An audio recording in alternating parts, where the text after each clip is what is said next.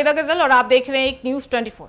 बता दें कि वित्त मंत्री निर्मला सीतारामन ने हाल ही में घोषणा की है कि सरकार ने जीएसटी 2.0 लागू करने का निर्णय लिया है, जिसमें आम आदमी की जेब से सीधे 2 लाख रुपए की बचत होगी। रोजमर्रा की जरूरतों की चीजें सस्ती होंगी। यह फैसला 5 बड़े आधारों पर लिया गया है और इसका मुख्य उद्देश्य टैक्स प्रणाली को सरल बनाना भी है। आम जनता का बोझ घटना और अर्थव्यवस्था में तरलता बढ़ाना भी होता है। सबसे पहले सरकार ने जीएसटी स्लैबों में बड़ा बदलाव करते हुए पुराने 4 स्लैब 5%, 12%, 18% और 28% को घटाकर केवल 2 स्लैब 5% और 18% में बांट दिया है। इससे टैक्स व्यवस्था बेहद आसान हो जाएगी और आम उपभोक्ता को सीधे लाभ मिलेगा। बता दें कि दूसरा बड़ा कारण यह है कि 12% टैक्स स्लैब में आने वाले अधिकतर सम्मान अब 50% स्लैब में आ जाएंगे, यानी कि जो लोग मध्यम वर्गीय आय वर्ग से उन्हें सबसे ज्यादा राहत मिलेगी, क्योंकि उनके लिए रोजमर्रा के उत्पाद जैसे कपड़े, जूते, घरेलू उपकरण और कई आवश्यक सामान अब सस्ते भी होंगे। तीसरा कारण उच्च टैक्स दरों में भारी कटौती है। बता दें कि 28% टैक्स स्लैब में आने वाले लगभग 90% प्रोडक्ट्स को घटाकर 18% में शामिल कर दिया गया है। इससे मोबाइल, टीवी, रेफ्रिजरेटर जैसे उपभोक्ता सामान और कई अन्य महंगे उत्पादों की कीमतें घटेंगी और लोगों की कार्य शक्ति बढ़ेगी।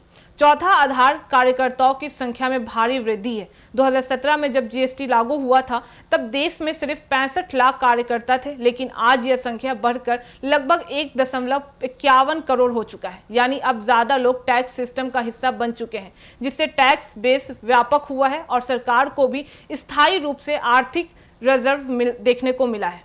पांचवा और सबसे अहम कारण यह है कि जीएसटी में राजस्व में भारी इजाफा हुआ है। उदाहरण के तौर पर वर्ष 2018 में कुल जीएसटी राजस्व करीब 7.19 लाख करोड़ रुपए था, जबकि 2025 में यह बढ़कर 22.8 लाख करोड़ रुपए तक पहुंच चुका है। इसका अर्थ यह है कि सरकार के पास आर्थिक विकास और जन कल्याण योजनाओं के लिए अधिक संसाधन उपलब्ध हो चुके हैं। निर्मला सीतारमन ने यह भी स्पष्ट किया है कि इन सुधारों से न केवल सरकार को लाभ होगा, बल्कि आम जनता को भी अपने खर्चों में बड़ी राहत देखने को मिलेगी, क्योंकि टैक्स कम होने से उनके पास अन्य जरूरी खर्चों और बजट के लिए अधिक पैसे बचेंगे। सरल शब्दों में कहा जाए तो जीएसटी 2.0 का मकसद आम लोगों को सस्ती चीजें उपलब्ध कराना है, महंगाई पर अंकुश लगाना है और खपत बढ़कर अर्थव्यवस्था को गति देना है। सरकार को उम्मीद है कि जब उपभोक्ता के पास अधिक पैसे बचेगा तो वे उसे खर्च करेंगे, जिससे मार्केट में मांग बढ़ेगी और उद्योग व्यापार को भी